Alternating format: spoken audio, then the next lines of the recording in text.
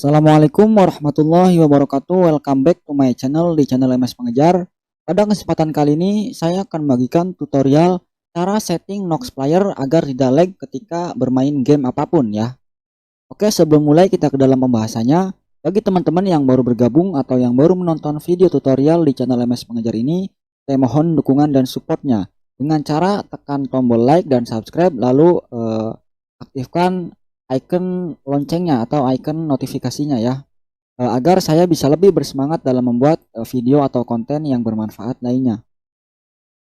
Oke, di sini sudah saya sediakan ya 9 cara untuk mengatasi untuk men-setting Nox agar tidak lag ketika bermain game. Oke, saya bahas satu-satu ya. Nah, untuk cara yang pertama yaitu kelola setting driver VGA. Tips pertama yang bisa kamu coba untuk meningkatkan performa game di Nox yakni dengan mengelola pengaturan driver VGA ya. Nah, untuk caranya di sini saya menggunakan Windows 11 ya. Klik kanan. Nah, untuk Windows 11 di sini langsung di atas ini tidak ada aplikasi driver VGA-nya ya. Untuk Windows 10, 8 dan 7 ada. Kemudian show more option untuk membuka ini AMD software ya. Di sini saya menggunakan VGA-nya AMD dengan prosesor Ryzen 3. Setelah ada di sini kita ke gaming. Nah, seperti ini ya. Nah, kalian aktifkan Radeon TM anti lag ya, supaya Nox berjalan dengan lancar ya. Sebelumnya untuk defaultnya ini tidak diaktifkan. Kemudian ini juga diaktifkan. Radeon Image Sharpening ya aktifkan. Dan untuk sharpness nih 80 ya. Intinya untuk defaultnya ini disable semua. Kita ke setting ya untuk menambahkan Nox playernya. Kemudian ke gaming, grafik, global grafik, game grafik, performance. Nah,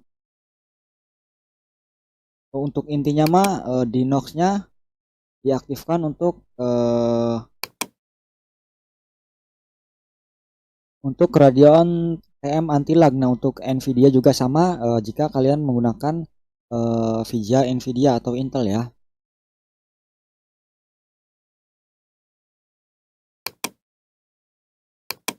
Ininya jangan lupa di setting ya.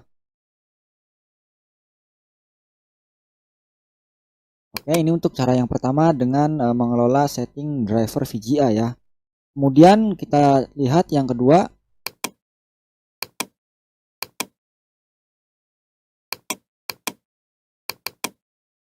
Nah, untuk yang kedua adalah mengatur pengelolaan grafis di dalam game.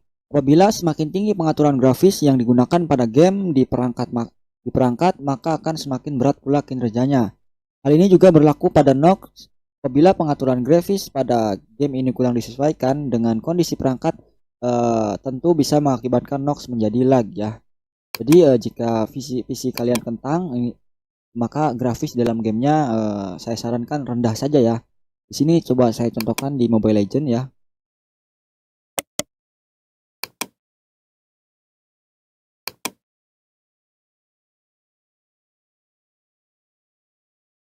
Kita buka sebentar Mobile Legends-nya.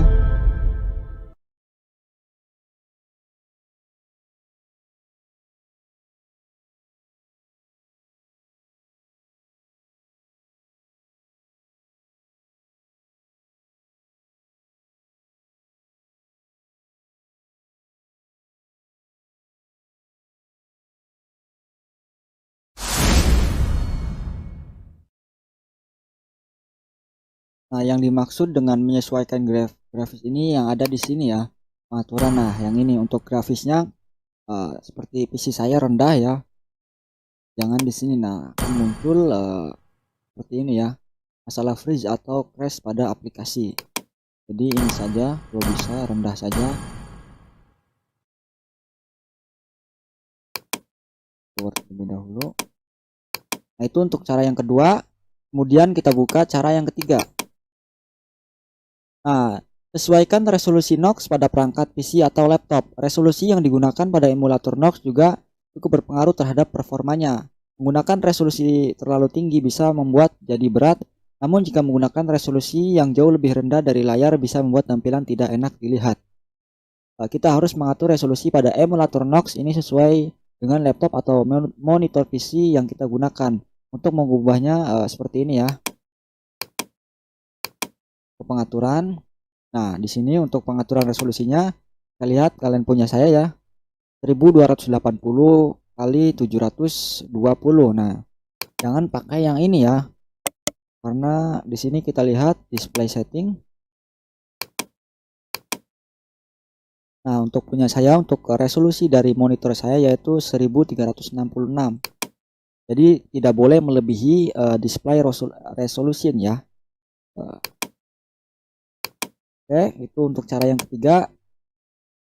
Kemudian cara yang keempat adalah pakai graphic render yang sesuai dengan VGA. Selanjutnya kamu perlu menyesuaikan graphic renderer sesuai dengan VGA yang kamu pakai. Jika menggunakan VGA AMD Radeon, maka disarankan untuk menggunakan graphic renderer OpenGL atau OpenGL Plus.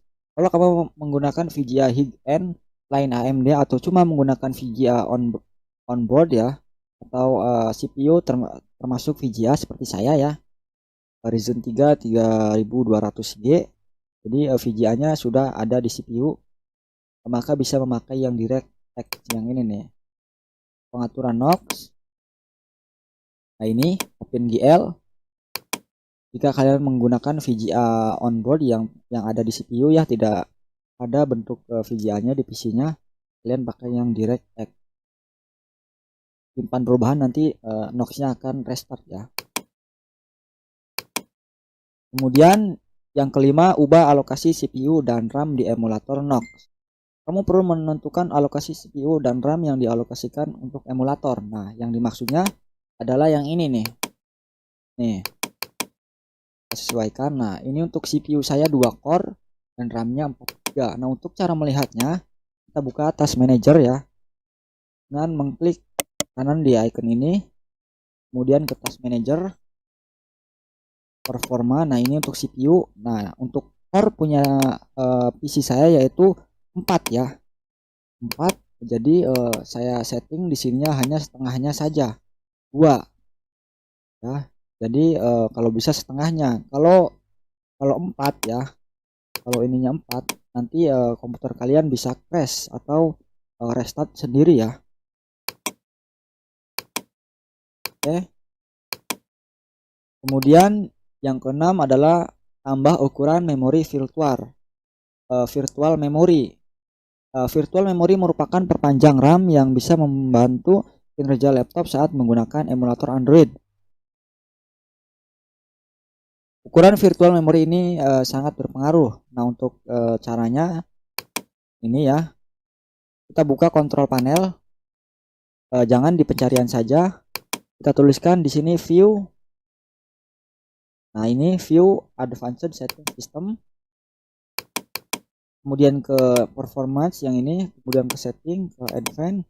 Nah, ini untuk virtual memory dari saya yaitu 256 MB, 2560 MB. Nah, untuk menggantinya ya, kita klik ini untuk otomatis seperti saya. Nah, kalian custom ya. Nah, sini bisa kalian tambah 4 GB atau 8 GB, ini untuk terserah saya. Kemudian klik OK, maka PC kalian akan disuruh restart ya. Jadi saya tidak cobakan di sini karena sedang record ya.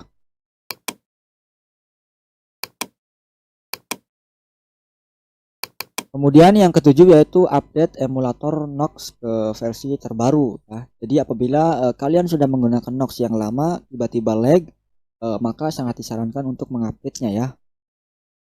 Nah, untuk caranya klik saja ini, kemudian perbaharui.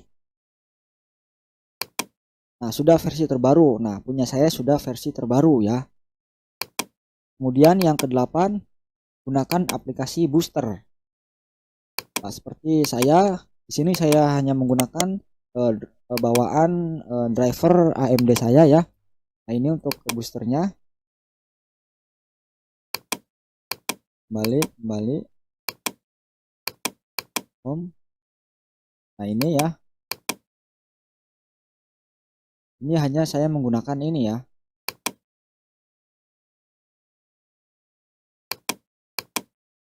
Terus